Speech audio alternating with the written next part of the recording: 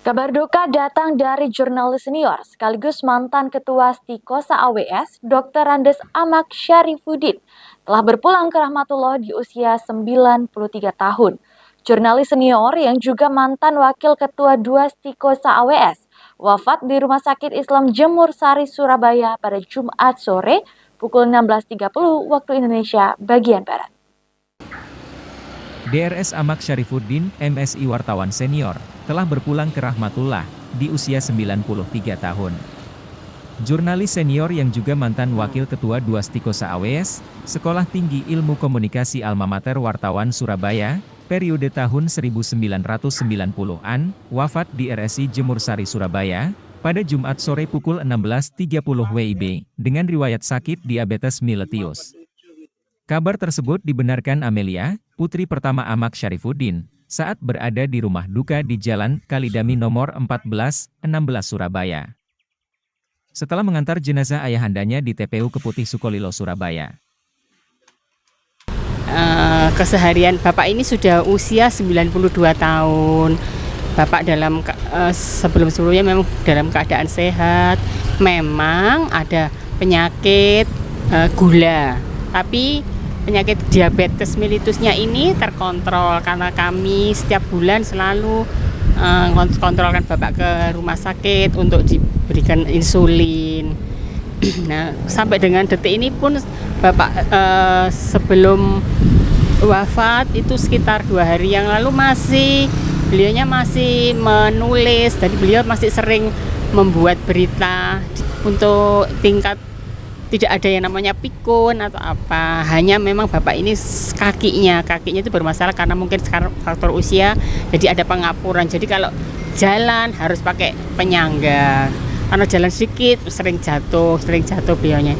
Nah, yang terakhir kemarin ini beliau itu jatuh, terus kita kaget loh, kenapa kok berdirikan nggak bisa, terus nggak bisa ngomong.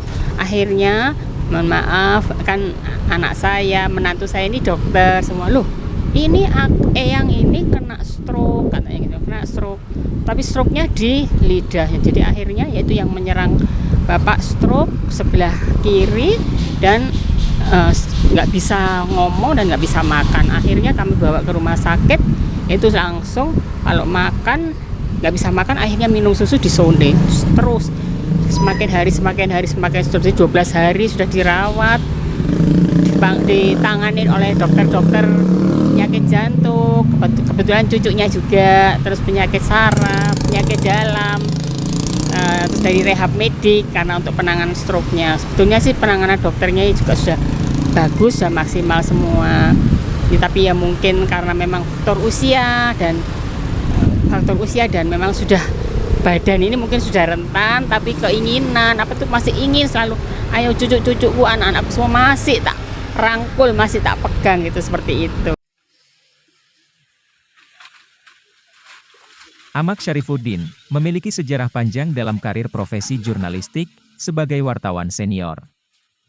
Ia pernah menjadi wartawan dari berbagai majalah. Selama itu pula, ia juga aktif dalam organisasi profesi wartawan.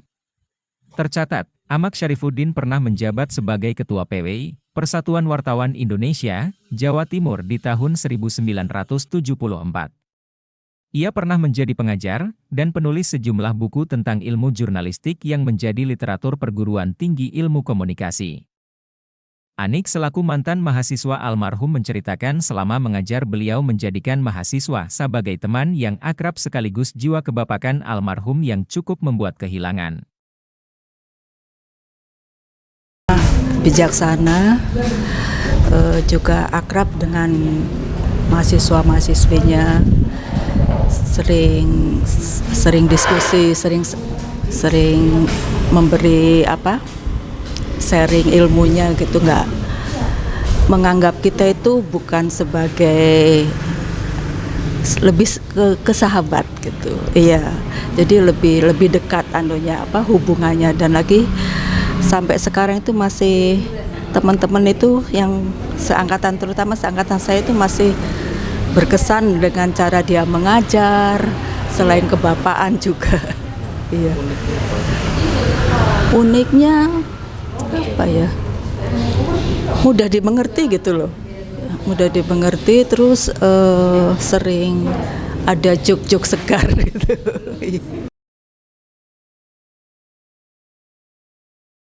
Di lingkungan akademisi, Amak Syarifuddin pernah andil membesarkan Stikosa AWS, kampus jurnalistik pertama di Indonesia Timur, mulai sebagai dosen hingga menjabat sebagai wakil ketua 2 bidang keuangan. Amak Syarifuddin juga pernah mendirikan Akademi Pariwisata, Akpar, Prapanca sebagai direkturnya, dan mendirikan Sekolah Menengah Industri Pariwisata, SMIP, Prapanca, Setara SMK. Tidak ketinggalan berbagai penghargaan jurnalistik. Jenazah dikebumikan di TPU Sukolilo pukul 9 WIB hari ini setelah sebelumnya diberangkatkan dari rumah duka Kalidami 14 Surabaya. Tim Liputan, Surabaya TV.